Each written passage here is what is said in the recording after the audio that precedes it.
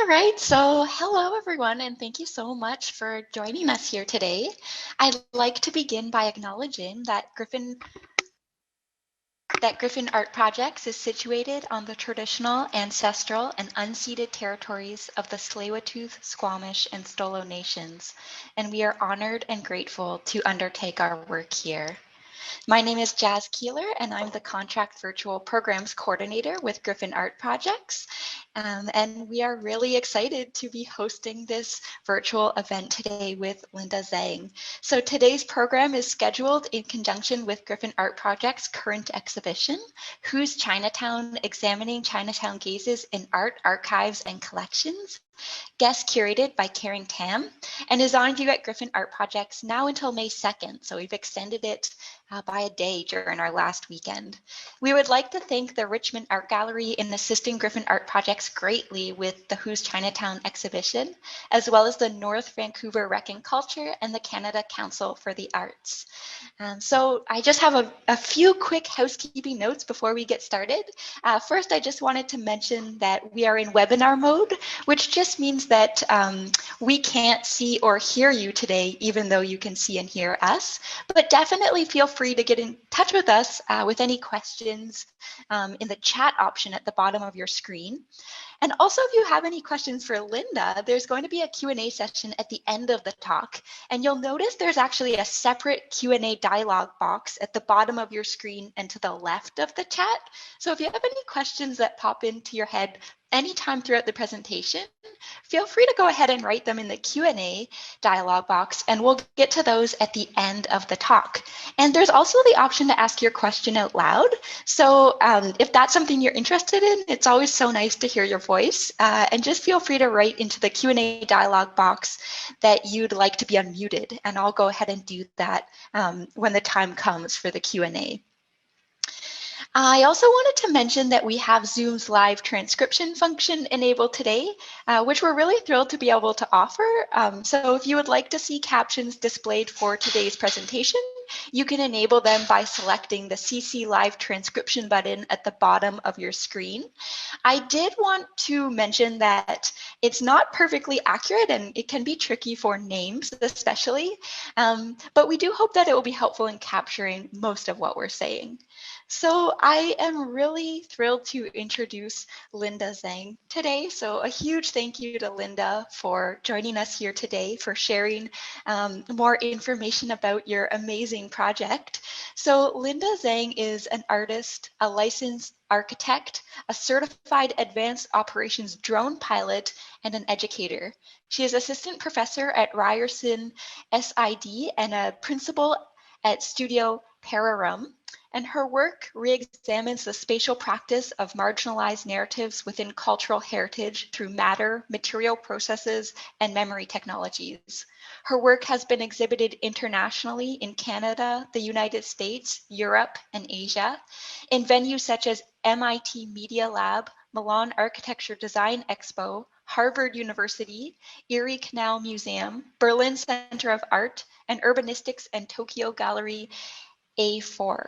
And Linda holds a Bachelor's of Architecture from McGill University and a Master's in Architecture from Harvard University. So thank you so much, Linda, for joining us here today. And we're so looking forward to hearing from you. So over to you. Thank you so much for having me. It's such a pleasure to be here, and thank you to everyone in the audience who is joining. I'm really looking forward to talking more with all of you. This project has been very much about spurring conversation and dialogues. So looking forward to another form of engagement in that way. I'm just going to share a screen, so bear with me for a moment. All right. So as I'm sharing screen, I'm actually not able to see the Q&A and chat, but just know that after I finish, I do want to go through and be able to engage with all of your questions and comments, and so please do not feel shy to reach out. So this project is called Your Future Heritages of Chinatown, and it's part of a larger project called Chinatown with the T and the O capitalized for Toronto. And I just wanted to begin today by inviting you to join me in reflecting on the lands from which we joined this virtual meeting today, as well as the lands of your respective Chinatowns, and to acknowledge and learn about the agreements of those lands, the nations that cared for and lived on those lands for thousands of years and continue to share and care for those lands today. So I'm joining this meeting from the land called Toronto, which is the traditional territories of the Mississauga of the Credit First Nation, Anishinaabe, Haudenosaunee, and Wendat, and continues to be home to many Indigenous peoples. Together, we all exist under the Dish with One Spoon Treaty, and as we learn from Indigenous teachings, it is our responsibility together to protect the land. I express my gratitude to the original caretakers of the land, and I am thankful to be working on this shared land. However, I also acknowledge that this land is covered by the Toronto Purchase of 1805, known as the Treaty 13, signed by the Mississauga of the Credit, and the Williams Treaties signed by with multiple Mississaugas and Chippewa bands. I recognize that the lands we are on was created through organized dispossession and colonial violence, and this includes the Treaty 13, which has been contested and disputed for the last 200 years. In Toronto, and specifically in Chinatown West, Chinatown West is located along Spadina Avenue, which actually has its roots in the Ojibwe word Ishpadina, which means hill or sudden rise in the land. So in the mid-18th century, the Anishinaabe peoples camped along what is now the northern end of Spadina Avenue. The sudden rise in land provided a strategic vantage point to monitor activity, to trade with the French at Fort Huel. While Chinatown West may be the most well-known Chinatown in Toronto today, there have actually been several Chinatowns on different lands, both in downtown Toronto as well as in Greater Toronto area. Some still exist today, and others have already been displaced. So within this history, as our shared context, we recognize that any anti-displacement work in Chinatown today must also acknowledge the Indigenous histories of this land and work together with Indigenous people to end ongoing violence, dispossession, and displacement. So in Chinatown, in downtown Toronto, there's actually two historic Chinese neighborhoods that have been displaced already. The first known Chinese neighborhood was actually along York Street, south of Wellington. And this area, following the 1904 fire in Toronto, was redeveloped in what is more known today as Union Station. And so this community was forced to move to Elizabeth Street in the 1910s to 20s, south of Queen. And this is known today as Old Chinatown. However, soon after, in 1947, 2/3 of this new Chinese neighborhood was also expropriated, once again displaced to make room for the new City Hall. And so on the right, you can see in a map, sort of documentation mapping the land use of that Chinatown before it was displaced. Here we can see some historical photographs of Old Chinatown neighborhood in Toronto. And in this presentation, anything that's coming from the City of Toronto Archives will also include the citation and barcode that you see below here, below the blueprint of the new International Chop Suey House, which was in Old Chinatown, or also this barcode you see here under a list of the Chinatown organizations and businesses that were in Old Chinatown. So following the construction of New City Hall in the 1960s, Chinatown moved for the third time to its current location along Spadina Avenue and Dundas Street. And today this is known as Chinatown West. And then from 1971 forward, a fourth urban Chinatown known as Chinatown East also emerged along Gerrard Street East and Broadview Avenue in response to increasingly unaffordable property values in Chinatown West. And so in contrast to earlier years of expropriation, today Toronto Chinatowns West and East have become more economically desirable as sites of tourism. Both sites have received support from the city, reflecting Canada's changing attitude towards immigration and multiculturalism on a national scale. But that is not to say they do not have specific fights that they're still fighting against in terms of displacement. And we can see this in this historical article as well. And so some of these examples of kind of official support for these neighborhoods in Toronto include in January 21st, 1980, there was a zoning bylaw number 99-80 that amended the official city plan for Toronto. And it designated a portion of Chinatown West, which you can see on the map here, as an area of special identity. Notably, this is not all of Chinatown West, but this designation has provisions which encourage the decorative elements to complement the emerging Chinese motif. And this Chinese motif is here defined as illuminated signs, street furniture, and architectural detail. And one of the questions we'll turn to throughout this presentation and this project is, what does that mean exactly? Why are we protecting this Chinese motif? For whom, by whom? Is Chinatown really Chinese? As well as, is a motif really just signs, furniture, and details? Meanwhile, in Chinatown East on September 12th, 2009, the city celebrated the opening of Toronto's first Zhonghua Archway, which was a 10-year joint project between the city of Toronto, its Chinese community, as well as the Chinese government. And so we see certain kinds of official support now for Chinatowns. But at the same time, in 2007, City of Toronto's public art and donation policy also expressly excluded the commemoration of ethnocultural heritage donations for public artworks. And it expressly stated that works must feature a significant contribution from Canadians or be an event that occurred in Canada. And so this also reflects a sort of longer debate that echoes things that were actually conversations that were happening in Chinatown in the 80s around what kind of statues and donations for public artworks were or were not allowed. And we can see in this article, and I quote, "It is rather obvious that the city council has no choice but to say no to a proposed Sun Yat-sen statue." And so these conflicting urban planning policies illustrate the complexity of fostering inclusive and diverse heritage practices within Canada's multicultural context. It is a continued question of who is allowed to occupy public space and who gets to decide this, by whom and for whom. So, how do we define Chinatownness? Who is deciding this and for whom is it being decided? And in the city's words, it might be a question of how do we define Chinese motif, which according to Google is not very helpful. Or even in this 1989 Globe and Mail article, the opening line is, "What is a Chinese Canadian?" And then it continues, "A few years ago, that was an easy question to answer," which of course it probably was not, and nor is it now. And so how can Chinatown relate to what is considered Canadian heritage? How has this been shaped by notions of appropriation, diversity, and cultural exchange?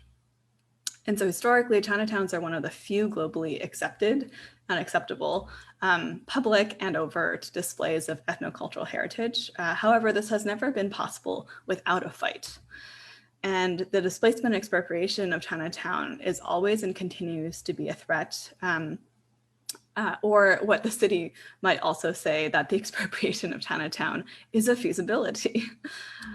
And so in both this project and this presentation, but as well as the Who's Chinatown exhibition at the Griffin Arts Projects, one thing that is being underscored is the question of whom, for whom, by whom.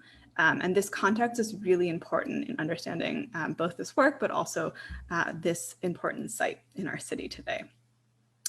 And so for the project, Your Future Heritages of Chinatown East, which is pictured here, it also approaches this question through an architectural lens. So I'm going to start with a little bit of architecture history background to understanding how we might have come to wanting to support Chinese motifs, the historical context of where that emerges from, as well as a critical lens of how we might start to think about those things.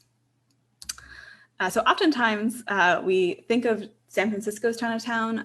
It's often cited as the birthplace of the kind of Chinatown architecture that we all know and love today. But interestingly, it's understanding its sort of contextual history tells a very different story than maybe the surface story that we're accustomed to hearing. And so in 1906, San Francisco earthquake devastated one of North America's earliest Chinatowns, San Francisco's Chinatown. This was 2 years after Toronto's Great Fire. And here, like in Toronto, instead of offering to support rebuilding the city, this was seen as an opportunity to develop the area, which was seen by officials in the city as a blighted, dangerous, and corruption-filled neighborhood. And they wanted to replace it with Daniel Burnham's 1905 plan for San Francisco, which is also known as the City Beautiful movement. And this language is also not neutral. And the City Beautiful design, which we can see here in this map, is actually from Burnham's own earlier design. And that design was for the 1893 World's Columbian Exposition in Chicago, which was nicknamed the White City, also not neutral. It got that name because it featured buildings of uniform height, style, and color. So both literally and figuratively, this White City was promoting a model for architectural and social cohesion in the United States. And of course, Chinatown did not fit this model, this uniform model, nor did Chinese Americans. And so at this expo, we see this in a literal way. So the White City is actually what we see on the right side of the map. And then on the left side, we can see this like linear road that sort of moves out towards the left. This is called the Midway. And the Midway is where they placed everyone else that did not fit in the White City. And at the time, this included Africans, Asians, and American Indians. And it was almost literally arranged from white to black, with 2 German and Irish villages that were located nearest to the White City, and then further away were villages representing the Middle East, West Asia, and East Asia. So here on this red dot, you can see where the Chinese village and theater was placed at that time. And so here's the pavilion. And to understand it, again, it's really important to understand its context, what it was intended to convey, and more importantly, whom it was being told to and by. And so at this time, the Chinese Exclusion Act in 1892 was actually just extended. And so the Qing government actually withdrew its support from the Chicago Exposition. So the funding and support that allowed the creation of this pavilion was actually taken on by a group of Chinese Americans. And their intent was, and I quote, to correct the prejudices European Americans had against the Chinese, such as stereotypes that they were morally corrupt, addicted to opium and prostitution, and the agents of infectious disease, in order to gain broader acceptance within mainstream society. So a lot of these sentiments actually are still present today. We hear them very much in the context of COVID-19. And so here, their way to strategically sort of counter this was by offering stereotypical food and architecture for mass consumption. So the pavilion was this sort of architectural opportunity to tell an easily digestible story that could act as also simultaneously a form of community resilience, albeit through a continued lens of colonialism. And so it's in an attempt to take very loose imitations of ancient Chinese architecture and make those Chinese forms or motifs more palpable to a white American audience. And so returning to San Francisco, some 13 years after the Chicago World Expo, with the city is in ruins and threatened by expulsion following the earthquake, the Chinese community actually strategically hired a team of white architects led by Bernard Maybeck to design and build a Chinatown distinctly Chinese that all Americans could appreciate, aka understand, and enjoy, aka consume. So none of these team of American architects responsible for the reconstruction had ever actually been to China, and very few photographs or publications existed at that time telling them about Chinese architecture, or let alone modern Chinese architecture. So instead, they actually looked to one of those examples, which was the Chinese Village and Theater from the Chicago World's Columbian Exposition.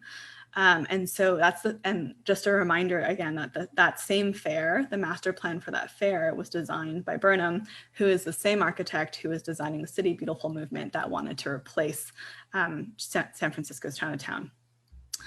And so they did succeed also with other external economic pressures and strategies. And so the community did rebuild. And so we can see here on the left before the earthquake, and then on the right in the 30s after it was rebuilt.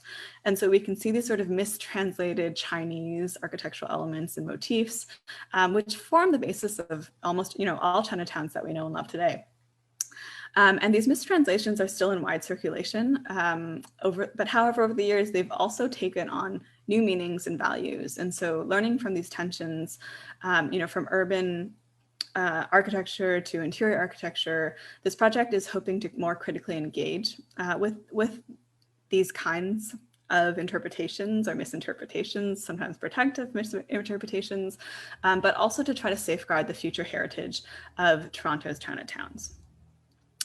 And so now, if I bring us back to present day, Toronto's Chinatowns, I also want to foreground a sort of longer history that Chinatown has had around expropriation and continued displacement, which also is also the same history as an incredible history of resilience and from the community in face of adversity. And so as I mentioned before, so here we're in Chinatown West, sort of flying around Google Earth. But again, the Great Fire of 1904, which displaced our first Chinese neighborhood in Toronto, only took place 2 years before the San Francisco earthquake. We had a very different result and outcome here. That was also 11 years after the World's Expo. And then in 1947, Chinatown was expropriated again here, many, many decades later. But again, it was, even with, at that time, old Chinatowns, already strategic architectural design, it was still displaced and has since moved to Chinatown West, which we can see some 3D scans on the screen that I'll get into in a moment. So again, in the context of COVID-19, Chinatown and its community are facing the same prejudices that we actually faced, in San Francisco 129 years ago. And so this continued racial and sort of false stereotype of Chinatown as morally corrupt, dirty, and its people being agents of infectious diseases still persist and has, in the last year, drastically impacted Chinatown businesses as well as the safety of its community.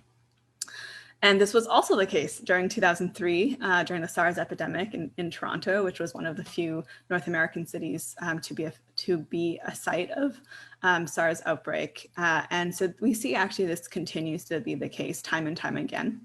And in the media, we see the community already trying to combat these narratives, again, by being strategic, by making things, palpable. And there are sort of two models that we sort of see, which is, one being part of the cure, donating masks, helping frontline workers. And so sort of doubling down and being more Canadian. And the other, which is this sort of strategic self-orientalization. And so these are two historical responses to racism that we see over and over again. So what does this mean for Chinatown? What does it mean in terms of its architectural heritage? And so this project was very much a response to this history and a sort of continued presence of it and in the present, and even its possible lineage in the future, and really wanting to create a different future and narrative around both what our future can be and what our present can be. So the project actually began from 3D scanning. So in the field of architectural preservation, 3D scanning has become the signature technology through which things are documented. However, 3D scanning is not yet accessible to community members. But as a researcher, I did have access to this technology. And it is something that is becoming more and more accessible. But at the moment, only what is deemed worthy is being selected to be 3D scanned, because there still are costs involved to this. And we do not have such comprehensive records for Chinatown at the moment. And so working with Jimmy Tran from the Ryerson University Library Collaboratory, both as Durham pilots, we began 3D scanning Chinatown East and West, which I have been doing on an annual basis and aim to do over the next decade or more, in part just to have at least a record of what is here and what has changed. But then the kind of question became, having access to these technologies, what do we now do with this? How do we make this accessible? How do we put this into the hands of people? And so how can regular people and not institutions also have the ability to decide what gets preserved? So first and foremost, this was a way of making a record of something that had not been officially deemed heritage and was not being properly documented. And then on the other hand, we've literally taken the 3D scans of the city and printed them as 3D prints to literally put these scans into the hands of people. Here we can see myself and Jimmy playing this game in a pre-pandemic time of social gathering. So it's a 2-player game, and each board can only fit about 10 to 12 pieces. However, there are, as a total set, there are actually about 99 buildings. So the players might actually negotiate which buildings they would choose to preserve. And in doing so, it sparks a dialogue not only internally about what is important, but also a dialogue with someone else who will undoubtedly have a different opinion than you. Some gravitate towards specific buildings or specific independent stores or restaurants. Others choose based on street signs, informal markets, size and shape. And so you're actually forced to have a conversation with someone else that might not agree with you, and to actually negotiate and have that dialogue, as well as think about it more critically for yourself. I'm just going to check for a moment in the chat because I do see a few notifications. Just want to make sure nothing is wrong with my audio and video. All right, it seems like we are okay. I will continue. So the next thing was that, on the other hand, when the visitors finish playing the game, a docent is actually available to teach them how to use a 3D scanner, and they get to 3D scan their future vision for Chinatown. So it's also about literally putting this technology into people's hands. And then afterwards, we take these 3D scans and we actually cast them in porcelain. And it's an idea of casting them in this material to sort of make them precious. So we can see an image of that here.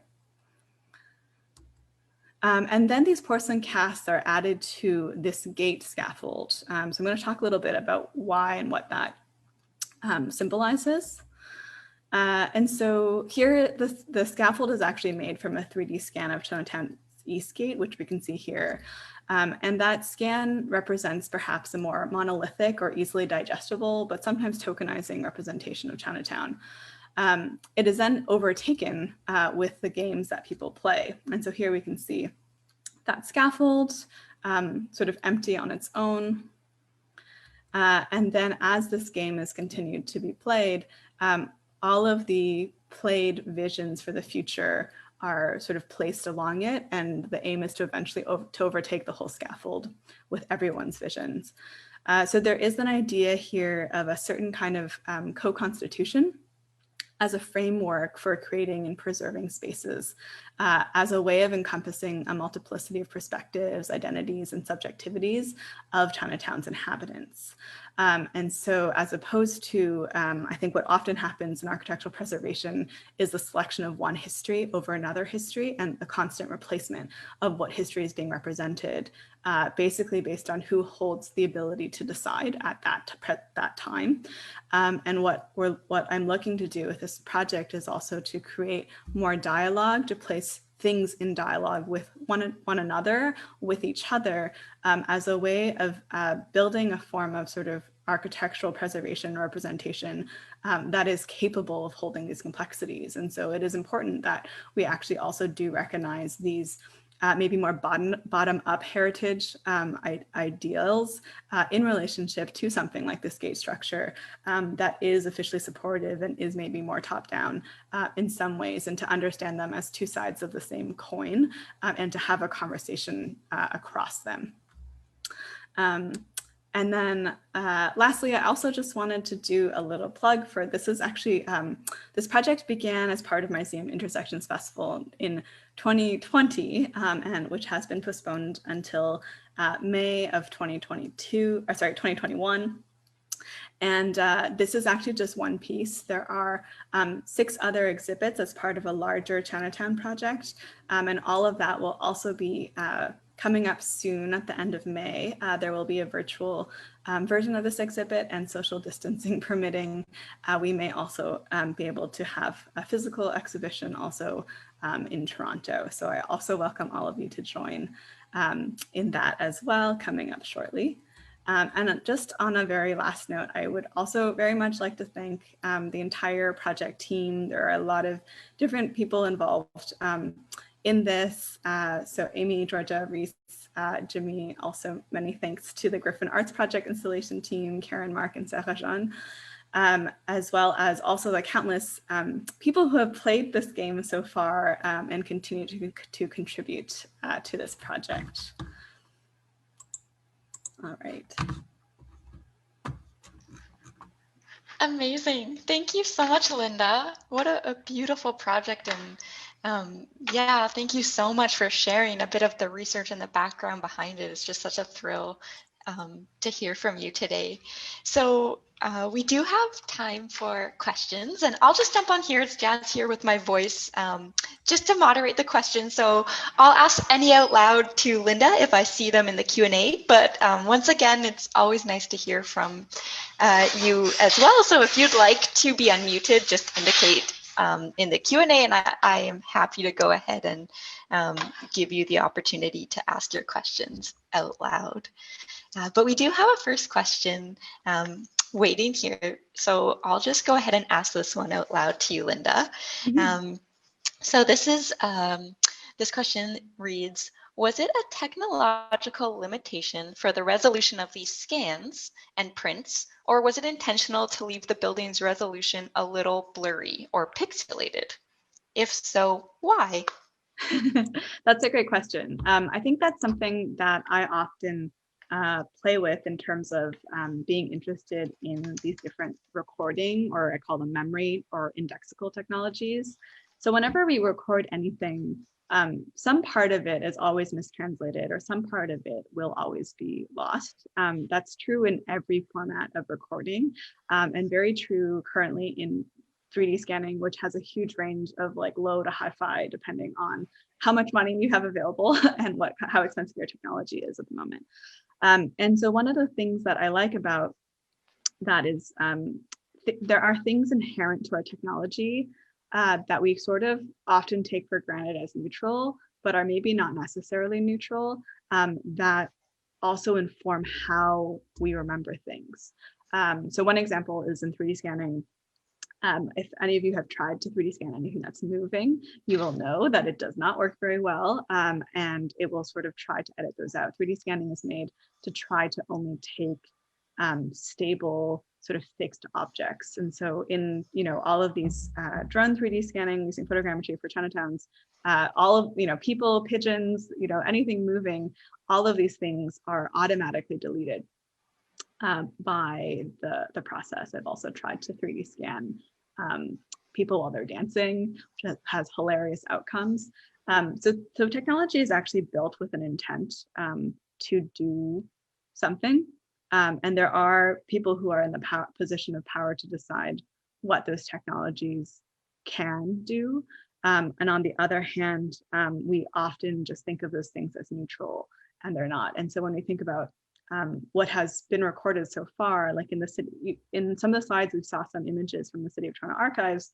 And as soon as we have photography, we start to have some documentation of Chinatown for the first time. And especially as it becomes more and more accessible in a public way, then more people are able to kind of contribute to this. So there are more of these. Now, most of those didn't end up as part of the city's records because those are probably still in family and personal archives, not in official city archives, because there's still some power also over who is able to contribute, because storing these things also costs resources and costs money.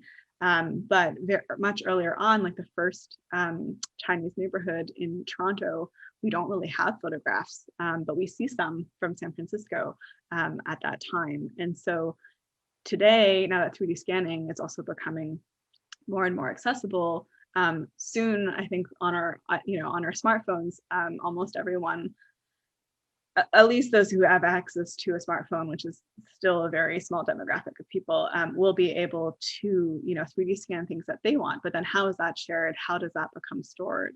Where does that go? So that's sort of on one hand. And then on the other hand, there's this sort of question of memory. And the way I think about memory is always the idea that every act of remembering is always an act of forgetting. So when you try to focus on one thing, as we're thinking about it, we have to let everything else drop into the background. Otherwise, we can't focus on it. So in order to actually remember one thing, there's a lot that has to be forgotten. And so in 3D scanning something, I think for me, it's always been really fascinating to see what is it that the camera, the 3D scanning software, has been built to see and to remember, and what are the things, you know, that might have dropped back. But then at times, what are the sort of like strange aspects of it that kind of emerge as part of its own sort of like algorithm, or sort of, you know, lack of precision in its process of still developing. So those are things that I'm still very much interested in. So the we could certainly have edited all of the scans and made them, you know, cleaned them up and made them more precise, but that was something that we also chose not to do, and just sort of to leave it as, you know, however that technology outputs them, and to sort of see what that is. Amazing. Thank you so much, Linda. So we have a question from our curator of Who's Chinatown, Karen Tam. So Karen, you should be able to join us here. Okay, yes, you're good. Hello. Hi. Hi. Hi, Jess. Hi, Linda. Thanks so much for your talk. It was like, you crammed so much amazing information in, like, you know, I was just like, tell me more, tell us more. Yeah, thank you so much for being part of the exhibition and for this amazing talk, and learning about the process. And I guess I had one question, and then as I wrote it down, I was like, I've got two more other questions.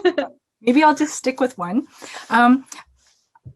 I was wondering, like, in terms of the scanning, like the 3D scans of, like, you're focused on the buildings, and I was wondering if you might consider, you know, later down the line, expanding to, I guess, the interiors, and thinking about like the heritage preservation of, like the interiors of certain of these buildings. I mean, just on top of my head, like the clan associations, for example, and yeah, and then I guess I'll just, like, the second question is like, thinking again about expanding to beyond like downtown Chinatown, to perhaps like, but besides like other cities, but maybe also like the surrounding kind of like where many Asians or Chinese population in Toronto are settled now, say like Scarborough, for example, and so on. So thank you. Yeah, no, thank you for your questions. Also, yeah, it's been such an honor to just be a part of this show. It's meant a lot to me as well. So thank you so much for your invitation. In terms of the interiors, that's definitely something that I would like to do. There's so much more that's already in the process, but also so much more that I would love to continue to do with this project. I think the reason for starting with the exterior is it's sort of the most public facing aspect of Chinatown. I think it's amazing that somehow we actually do have an ethnocultural community in that across the world has been allowed to occupy public space. That's actually really rare, and obviously was not done without a lot of fights and a lot of necessity. And so the wanting to keep a record of just sort of like what we have access to as public is part of it. And that even, I mean, if you think about even just like drone 3D scanning, you can't really fly over someone's privately owned land, right? Would be sort of trespassing. And so, you know, flying legally over public space and what can be captured from a public, within a public realm, what can be seen in a public space. That is sort of one interest. And then, of course, the next layer of that is also thinking about interiors and historic interiors. And, you know, I would love to be able to document all of the interiors, right? Also without having to make the decision of which ones get priority over the other, which, you know, most likely if the project projects in that way, it will be a question of access. You know, the ones we can get access to will be the ones that get preserved, which also is not necessarily balanced. But as part of, there's a sort of other part of this project that will be part of Museum Intersections Festival, which is a storytelling project, a sort of speculative fiction stories for Toronto's Chinatown set in 2050, written by a number of community authors. And we've actually been building virtual reality worlds for those stories. And for some of those, we have been building these sort of speculative interiors. And interiors are also composed, from 3D scans from, things from interiors, today to kind of like recollage them into the future. So it is, I think, a really fruitful site to look at. And I think also when we there are two slides that I removed from the presentation, but they were a Google search sort of results for Chinatown interiors, which are very motif-ish and characteristic, versus the Toronto Chinatown interiors, which look actually very, very generic. So why is that? What would be the importance? Why I think about these things, and if I even just think about Chinatown or Chinese restaurant interiors of my childhood, most of the spaces don't exist anymore. We have some maybe family photographs eating in those restaurants, but we don't have there's no record of their interiors anymore. They're just gone. And I'm trying to come back to your second question now, which I think I've forgotten. Do you mind asking it one more time? Oh, it was just like, well, I guess you kind of answered it a bit, expanding beyond like the downtown Chinatown to say like Scarborough or other stuff. It's funny. It's actually one of the last. This is literally the last thing that I did before COVID was I was 3D scanning Dragon Center in Agincourt. And I haven't been back since we've been in lockdown.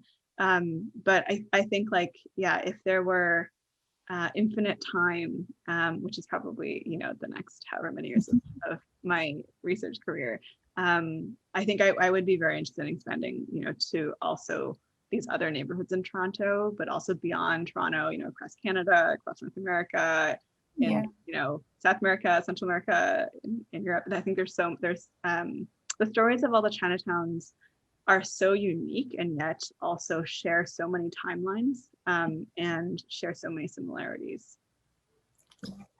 Thank you. Thank you so much. Thank you so much, Karen Tam, and thank you so much, Linda, for your super thoughtful answers. It's so exciting to hear more. So we have a question, or a few questions waiting for us in the Q&A. So we have a question. Thank you so much for your project. It's so valuable as an archive and creating space for dialogue. As an architect and artist, are there some thoughts about how Chinese diasporic architecture may look or may evolve in a space like Chinatown? What would a kind of solidarity aesthetic look like, considering the diversity of Chinatown's real makeup?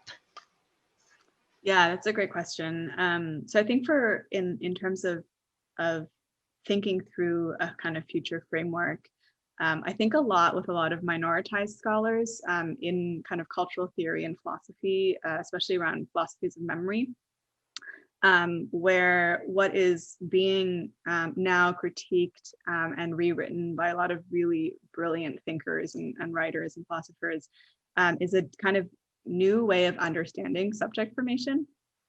And so if in a sort of traditional Western sort of, Enlightenment Eurocentric model, we've understood the subject as something that is sort of separate from the world and is able to see other things as objects, including other subjects and other people as objects. This is something that's very much being critiqued in across a lot of different scholars, from gender studies to disability studies to queer studies.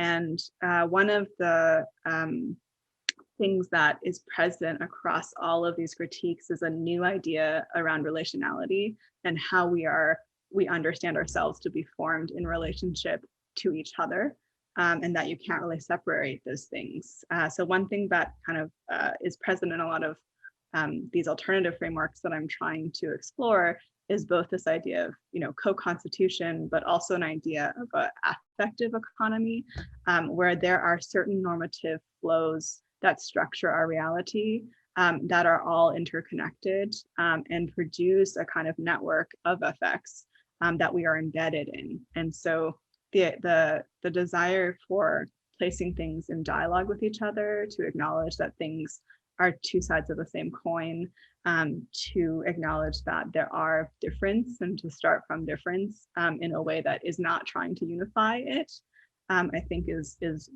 what I'm hoping for as a means of how we're looking forward into the future. Because this idea of good architecture design as clear, uniform, beautiful, like these terms that we're often handed to in a very supposedly neutral way, and we're kind of taught in our design pedagogies and training, often carry the same ideals that were present in the White City, the City Beautiful movement, and are often asking for a certain type of social cohesion that really excludes almost everybody. It really only includes a very narrow demographic within it. And so we urgently need new frameworks where we understand and can see things and even opposites and contradictions together. And we need to be able to sit in the impasse, sit with it, be stuck in it, not just overcome it into a certain resolution immediately, and find ways in which we can allow for multiplicity, contradiction, all of these things to exist in design, that it just doesn't just have to be one clear narrative, one clear picture, because the result of that is often choosing one over many, many others. Thanks so much, Linda. So we have a question from Reese, and Reese, you should be able to unmute yourself. Hi. Hi, Reese. Hi, I sent in a long question, but just to read it out, thank you so much for sharing this valuable knowledge and historic context. As a woman of color who's grown up in a predominantly Asian neighborhood in Toronto, it feels almost easy to take it for granted to know the roots of oppression and othering that's led up to how I interact with the city today and how, like, we all do. My question is sort of, for me as a woman of color, advocating for having my voice heard in society and in my profession can feel like fighting against the current. But how do you continue to maintain sustained energy towards that? It's a hard question, sorry. I laugh because I think, Reese, you are one of the reasons I have sustained energy. So for those in the audience, Reese is actually one of the project members on this project, and was also part of creating and building the gate structure here in Toronto before we shifted over to Vancouver. I think part of it is just like, is very simple in the sense of, we all come from we all have our unique ways that we have been shaped by our reality in the world. So we all see things differently. There are always things that we don't see as a result of whatever privilege we might hold and have it and inherited. But there are also other things that we are able to see. And so there are ways in which the way that I operate, I just can't operate in another way, because that was never my reality. And so it's as simple as like, this was just the reality that I have experienced. At the same time, there's also a desire to also continue to better understand each other, have more conversations together to unpack more of those. Obviously, like for my last name, you can, I'll tell that my heritage is Chinese. That's a very uniquely privileged position to be in, to be talking about work in Chinatown that actually represents a very, very large and diverse, Pan-Asian community. And there's been a lot of critiques of work led by specifically East Asians, that attempt to represent that whole community. And there's a lot more work that also needs to be done to better understand each other and better support. So part of it is, wanting to always still have conversations and see that, but the other is just you know, in some senses as a woman of color, in, you know, as a licensed architect, you know, as a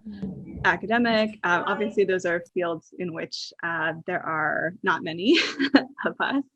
And so I think a lot of the space or energy that still comes from that is also like seeing that things are changing, right? Things have changed, even if it feels slow at times. I think how I can see my students and what they just accept as reality now is so different than what it was when I was younger. There was this, this is a different example, but this is a gender-based example, but there was, I forget when I saw this, but there was a news interview, and the reporter was trying to ask this young boy at a skate park how he felt about there being so many girl skaters. And the response was just, like, his response was like, yeah, it's cool. It was just like, what do you mean? Why are you asking this question? The reporter obviously was looking for a very different answer. But for this, you know, next generation, there was obviously a big gap, but it was just like, what do you mean? And I see that happening, and I think we will continue to see that happening. And that always, you know, brings hope. It brings, it recharges, it brings joy. It carves out a clearing in some ways. Thank you. Thanks so much, Linda, and thanks so much, Reese, for your thoughtful question. We have a question from Karen Cho, and so Karen, you should be able to unmute yourself. Hi, Linda. I hope you can hear me. Hi, Karen. Hi, I'm sorry. Well, part of my question, Karen Tam actually asked part of it because I am curious to know if you're going to take your project to the inside, the interiors of Chinatown, and also as a way of kind of, you know, like capturing the intangible cultural heritage, because so much of the preservation of Chinatown is about, you know, saving the facades and what happens to the culture that happens inside these buildings. So I guess that's the first part of my question. And the second one would be, I had an opportunity to participate in the future the speculative storytelling workshop that you did. And it blew my mind in the sense of like looking at Chinatown, a historic neighborhood, but as an artifact of the future. Like, how can we build on the best parts of Chinatown to really think of the neighborhood of the future? So I'm hoping if you could comment on a couple of those things, given the work that you're doing. Yeah, definitely. Yeah, the question of interiors is obviously, as I teach at the Ryerson School of Interior Design, so interiors is always a question that's very much on my mind, and that balance between you know, the inability that our current official systems have of capturing the sort of intangible valued aspects of a community's way of life versus what is actually, you know, the outwardly easily consumable displayed versions. That is usually what is captured. I think that is the negotiation of Chinatown. It's always been that negotiation between carving out room for life to be lived, and as a sort of resistance to, you know, being put on display or having to display certain elements in order to still preserve space for that. So that, as I kind of continue, I think that's going to continue to sort of, you know, as I learn more also, right, hoping to build more richness around those questions. And I think the interior will play a really important part of that. And then coming to the stories, I'm actually, we will be publishing the 11 stories which are the ones who authors have chosen to continue until they've been complete. I'm really excited to share those. That will be coming out. I don't have the date yet, but sometime in the next year. So stay tuned. And I mean, Karen, as one of those who participated in the initial workshop, you will all be receiving your complimentary copy in the mail whenever that happens. And I think one of the amazing things about those stories is really like, they're so, like, no story is at all similar. and yet they're all really similar at the same time. I think it's kind of what I was speaking to earlier about Chinatowns in different cities across North America and the world, and Chinatown somehow exists in between the space of those two stories. The two guest authors who were invited to write the forward and afterward, who are the first two people who've gotten a chance to read all 11 stories. One of the things that they remarked on was just how much the collection was, or like anthology. I don't really have a good word yet to describe them together, but how the 11 stories together actually really captured for the first time for them Chinatown. And it's not to say that they were it was never captured in one story. We're not going to choose one story over the other as more accurate. And in many ways, what it captured was sort of the relations between the stories. And in those relations, we sort of found, where Chinatown might be, what Chinatown might be. And in all of the stories, it's always this sort of continued resistance against this like becoming uniform, becoming homogenous, becoming beautified, fitting in, cohesion, like all of these things, coherence. It's always a sort of resistance in a way of, yes, we are progressing, and yes, innovation and progress are good things and they are welcomed. And nobody is ever arguing that we want to keep Chinatown the same. Freezing Chinatown as it is now would also be the end of Chinatown. But as we progress forward, there's always going to be this resistance within coming from within, that is about trying to ensure that a certain way of life, a community's way of life, has space to be lived. And that requires pushing back and requires resistance, against certain forces that are coming from the outside. And so it also requires certain amounts of being strategic and being adaptive and all of these questions. And so even in these imagined, futures with, telepathic communication and holographic school trip forms, and all of these spaces, a lot of the questions we have today are still present. And a lot of that workshop was very much about, wanting to use the guise or the foil of thinking about the future as a way to actually allow us to open up the present, a present that, as the writing workshops were last April, as it was then, as it almost is now, we're almost in April again, a year later, where the present and sometimes the future feels so closed, to sort of offer a moment of expansion, and to also know that the present moment is only one of many possible presents and many possible futures that has come true, and that is true right now, but it doesn't mean that it has to remain true. And there are so many other possible futures that could become our present tomorrow.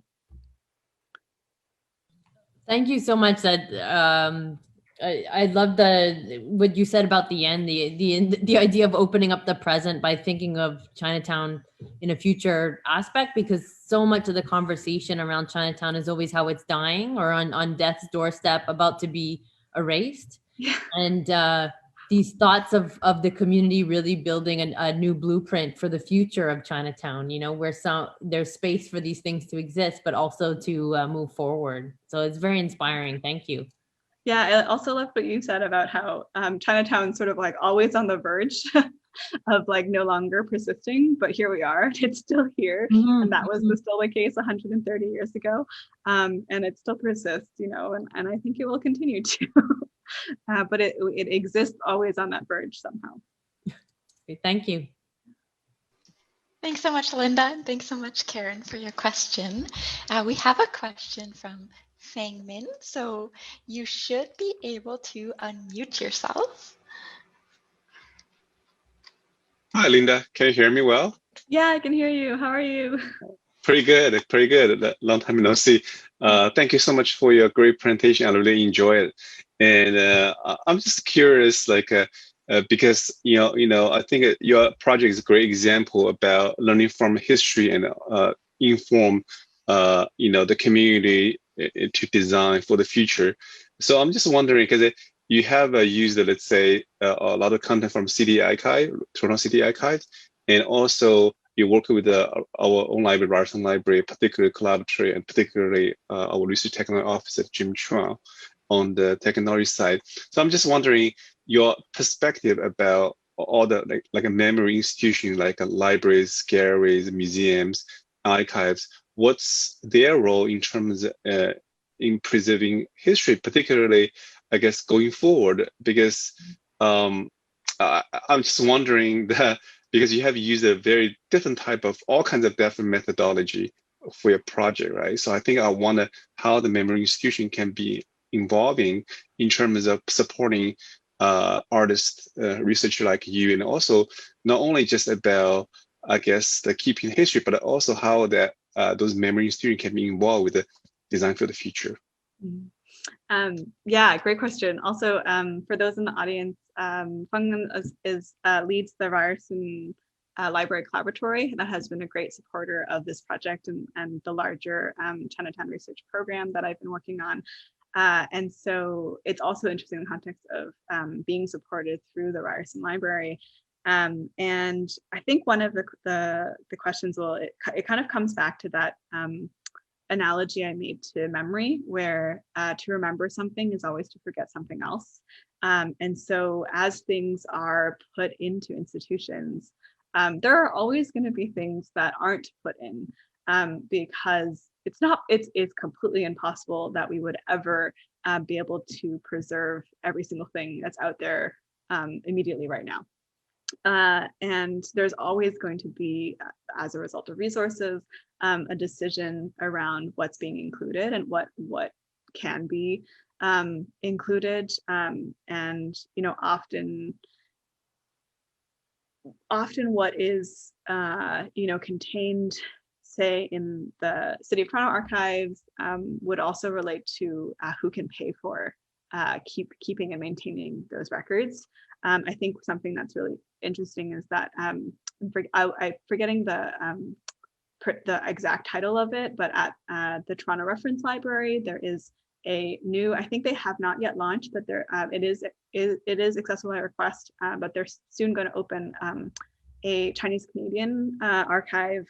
I'm totally getting the name wrong, so please look up what the correct term, correct title is. But what they're doing, it is open. It's open already. Awesome. The last time I went, they hadn't opened yet. And it's amazing because what they've done is they've actually collected family documents. And so it's like family photographs, records, residency cards, that there's the first, one of the families has one of the first Chinese pilots ever, and it's documents from work documents, photographs from flights, all of these different things, and it's actually organized by person instead of how we might traditionally organize things, which would be by like year or like topic or planning, policy change, whatever it might be, and it's organized by family. So in order to navigate these through, you actually need to sort of go through by person, and then you can kind of draw your own connections within it. And so I thought that was a really interesting model in terms of that is also now being recognized at an institutional level, that there's all of this information and all of these documents that do exist out there, and sort of wanting to have a place where that can be collected and can be shared. I think in terms of my work, I'm interested in kind of dialoguing between the two. Of course, there's always going to be an official narrative and institutionally supported record keeping. And there's always going to be a bunch of things that lie outside of that. That's always going to be the case. And so what my work is trying to do is to look for frameworks where we can kind of put those things in dialogue with each other. And so as we saw in the presentation, I included many things that I was able to find at the Toronto City Archives, but being there and finding those things also made me very much aware of what I was not able to find. And so some of the mapping and all of the things that I have been working on have often been dealing with the things that were not found there or did not have the kind of support to be able to be, documented in some way. And so wanting to kind of build a way to allow those things to coexist, to co-constitute each other, and for a way for that to sort of be be represented. And so wanting to collect all of, invite people to play these games and have dialogues and sort of collect these other conversations that aren't officially being recorded otherwise, as well as the storytelling. Chinatown 2050 project, like these are all ways in which we are able to sort of build on some of those intangible, unrecorded aspects and then place them back in dialogue with these. Yes, thank you, Arlene Chan, for the chat message. It's the Chinese Canadian Archive at the Toronto Lethbridge Library, and it launched a few years ago. And the University of Toronto also launched an additional Chinese Canadian archive that will be housed at the Thomas Fisher Barrett Library. And then also the Multicultural History Society of Ontario has an extensive oral history of Chinese Canadians. So these will be increasingly more valuable resources for our intangible cultural heritage. Thanks so much for dropping that in the chat. Amazing. Thanks so much, Linda. And thanks to everyone who asked your thoughtful questions today. I'm just going to jump back on here quickly to say a big thanks. All right, so thank you so much, Linda. That was incredible, and we so appreciate all the time that went into your presentation. As Karen Tam mentioned, it was just so much amazing information in that presentation. So we so appreciate it, and what a fantastic opportunity to learn more about the project. And just to mention to the audience members that we are recording today's event. So if you'd like to rewatch it, it will be available on Griffin's website through our digital archive. I definitely know I'm going to be going back and rewatching it because it was just, yeah, so much wonderful information. And thanks to everyone who contributed to the conversation. It's just always so great to hear from everyone. So thank you so much, Linda, again, for your time. We really appreciate it. And for those who are in the Vancouver or North Vancouver area and haven't had a chance to see Linda's amazing project installation in the Griffin Art Gallery in person, as I mentioned, the exhibition is open until May 2nd. So we'd love to have you stop by the gallery in person. Right now, we're asking to book ahead. On our website, you'll find that you can book directly online. So we do hope to see you there. And just very quickly, I have a few quick plugs for upcoming public programs. So on April 10th and 11th, we're super excited to be hosting a live virtual conference over Zoom in partnership with Center A, the New Gallery, and the Asian Canadian Writers Workshop. So it's a weekend of virtual events. So it's 2 afternoons. You can register for both day 1 and day 2 online on our website. So we definitely hope you can join us. And we also just wanted to mention that we're really grateful to Ryerson University's Faculty of Communications and Design, Museum of Toronto, for the presentation of Linda's work in this exhibition. So thanks again, everyone, for joining us here today, and enjoy the rest of your Sunday. Thank you. Thank you. Bye.